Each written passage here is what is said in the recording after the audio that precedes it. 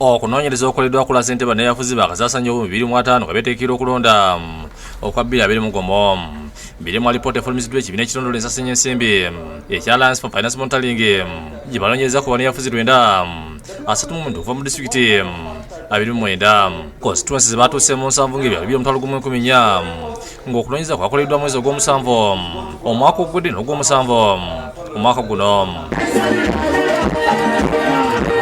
Ensimbi zino bannayafuzi basasanyiza mu kugula ambyulensi n'okusitulira abaana fees okudduukirira abadde ebyokukozesa mu kulwanyisa ssennyiga omukambwe ng'ekitundu ky'obugwanjuba kye kyasinga okusasanya ne kiddirwa amasekkati ag'eggwanga. Mu bintu ebiyamba abantu aba bulijjo nga okubaleetera amazzi, okubaleetera amasannyalaze, okubaleetera enguudo, kitegeeza nti nno oluusi gavumenti efunyemu obuzibuzibu okumakinga sure that abantu abo bafunye ebintu bino. Mu okufulumya alipoota eno Gahinda Eddie okuva mu kitongole kya Alliance for Finance Monitoring akatiriza bannayafuzi 15 ebitundu 21 ku buli 100 bali bakozi ba gavumenti 16 ku buli 100 bannabyafuzi abadde mu Parliament 27 ku buli 100 baliko bannayafuzi ne bivaamu ati bakomyewo. About 21% have been from public service, but also have about 16% incumbents. Then we have about 27 of these persons that are making a comeback in politics. They have either been politicians and they have failed in politics, but they are making a comeback. Kotamiruka NRM yasasanya 16 DP yasasanya kombika mu n'ekitundu UPC obukadde 25 ANT obukadde 15 songa jembo obukadde 49 mu emitwalo 8 NUP obukadde 5 mu emitwalo 9 ate FDC yateeka tabamiruka. Ekibiina kya NRM nga kitegeeka kye twandiise tabamiruka waakyo oba the Delegates Conference kyakozesa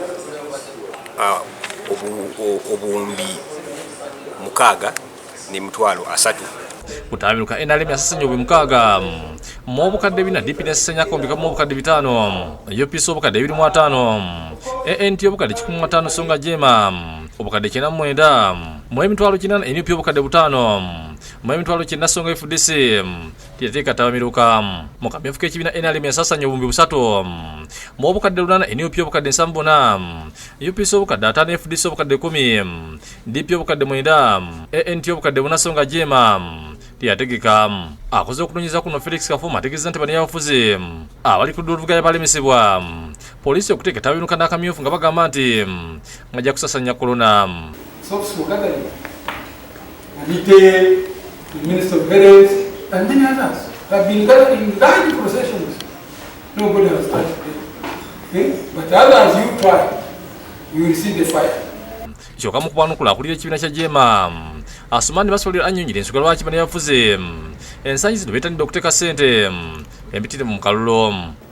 Otambudde osisinkanye abantu balina obwetaavu naye ate oyagala kifo kya buvunaanyizibwa ogenda batunuulira oba bw'oba osobola okubayamba oyinza okubayamba naye ebyo byonna ate bw'obitunuulira ennyo kooti zigamba nti okwo kuba kugulirira balonzi. Shamshad Nalujja yakusakidde Green ku Lwabukede TV.